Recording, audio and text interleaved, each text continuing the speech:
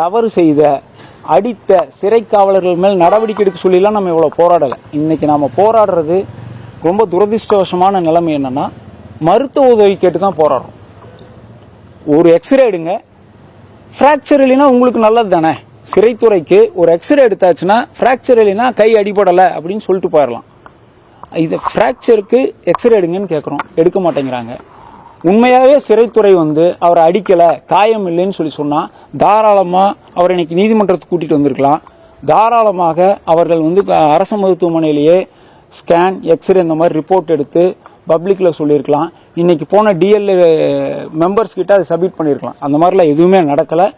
இன்னமும் எனக்கு தெரிந்த வரைக்கும், அதாவது வழக்கறிஞராக எனக்கு தெரிந்த வரைக்கும் அஃபீஷியலாக எனக்கு காப்பி கையில் கிடைக்கலையே தவிர எனக்கு அந்த ரெக்கார்டில் என்ன இருக்குங்கிறத என்னால் யூகிக்க முடியுது.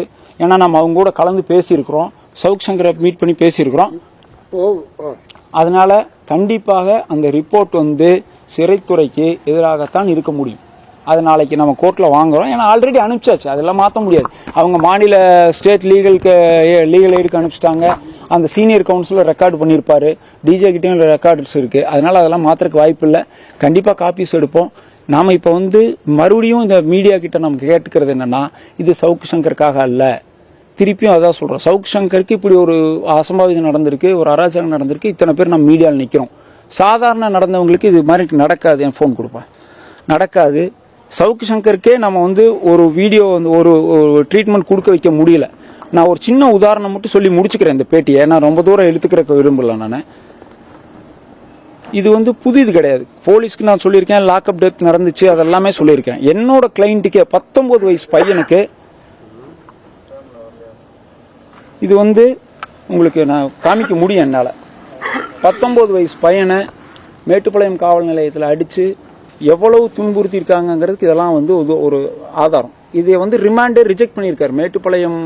மேட்டுப்பாளையத்தினோட நடுவராக இருந்தவர் ஒரு 6-7 மாதத்துக்கு முன்னாடி இவ்வளவு பெரிய ப்ரூட்டல் அக்கௌண்ட் சின்ன பையன் மேல் நடந்துச்சு. இது எங்களால் மேட்டுப்பாளையம் ஜட்ஜு ரிமாண்டையே ரெஃப்யூஸ் பண்ணி இந்த பையனை அரெஸ்ட் பண்ணி போலியான வழக்கில் அரெஸ்ட் பண்ணி அடித்து கூட்டிகிட்டு போகிறாங்க. அவர் ரிமாண்ட் பண்ணலை.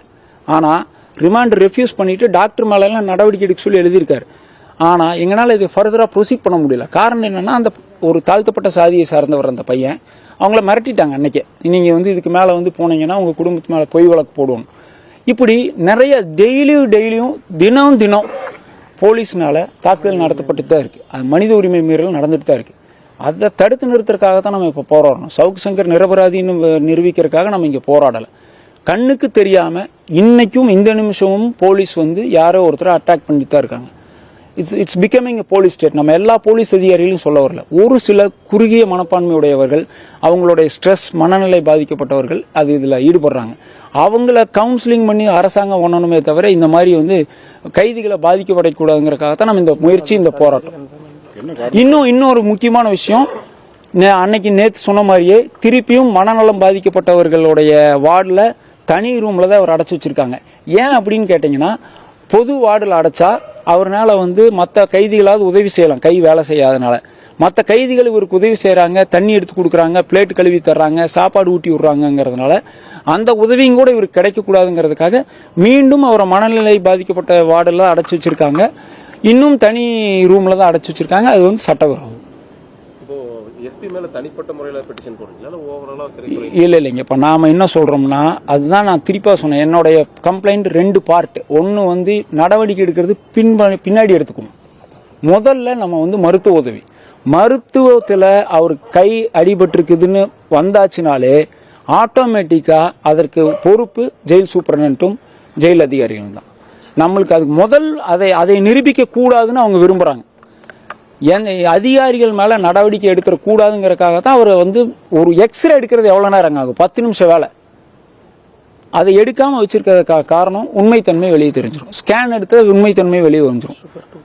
இப்போ இன்னொரு பிரச்சனை இருக்கு. அவர் அடிச்சதுல கொப்பளங்கள் வந்துருச்சுன்னு சொல்லியிருந்தோம். ஆல்ரெடி இவர் டயாபெட்டிக் பேஷண்ட், 240 இருக்கு சுகர்.